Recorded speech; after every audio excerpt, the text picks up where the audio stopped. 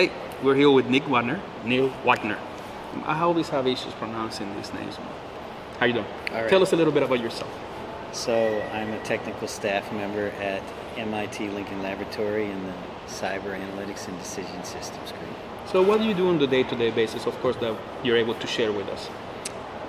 So in general, I work on modeling and simulation applications to cybersecurity.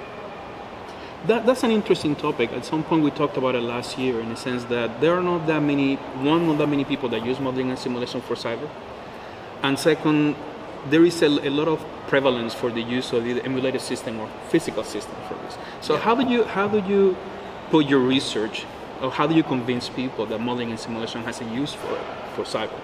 Well, interestingly enough, I've been there about 4 years now. And when I started, like you said, at least even internally, there wasn't a lot of modeling and simulation going on for cyber. And there was, skeptics, and there's still skeptics, of course.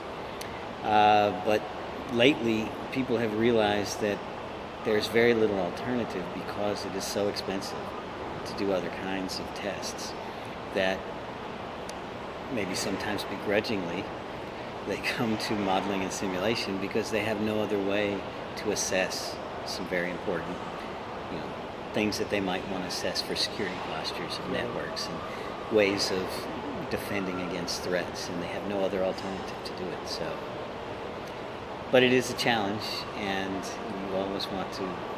But you mentioned that is internally. How have you taken that voice outside of MIT and Lincoln Labs?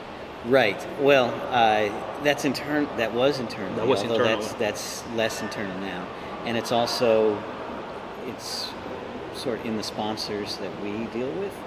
Is also a view that I've seen fairly often. However, when we provide via ModSim some assessments for things that have never been assessed before by any other means successfully, and in some cases, those assessments have actually borne out with external, out of our control, actual events that have sort of given credence to our assessments, and then people start to pay a little more attention. That's cool. How do you explain modeling and simulation for cyber to a 10-year-old? To a 10-year-old? Actually, I do it to my 9-year-old, my son, who asks me. He did ask you. He asked me, about stuff. And so what I say is that I am trying to basically make, because there's some visual component or something, say I'm trying to capture, like in a video game, how cyber bad guys, hackers and so forth, might mess up your good network and stop you from doing things like watching Netflix or YouTube or something like that. The movie analogy works. The movie analogy always works. That's fantastic. Where do you see modeling and simulation going on in the next 5 years? So, I see a few things. I see a lot of stuff even going on now, but continuing in multiple scales, and how to deal with simulating things, capturing things at many scales simultaneously in such a way that is both accurate for the problem but also computationally feasible. And then I also see simulation becoming a critical part of automated decision systems. Are you a cat, dog, or a robot person? Cat, dog, or robot? A robot person. I guess I'm a robot person. I don't have any pets. You don't have a pet, so you like the robot fish or something? Robot fish is okay. You have a Roomba at home?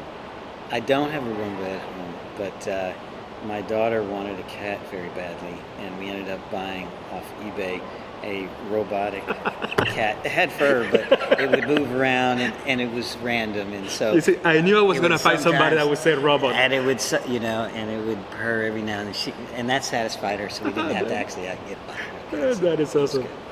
If you were to pick a different modeling and simulation area, what would you do that is not cyber?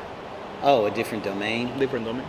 Well, in the past, I have done modeling and simulation for supply chain optimization and for economics. In some cases, sort of policy-based economics. And I think biomedical and environmental kinds of applications would be really neat. I mean, there's a big community in that Big area. community. I think that would be fun. That's awesome. Thank you, Neal. I appreciate your time. Hey, before we go, let's point to the advice number 1 for whoever has a laptop with a camera. Put a sticker on it.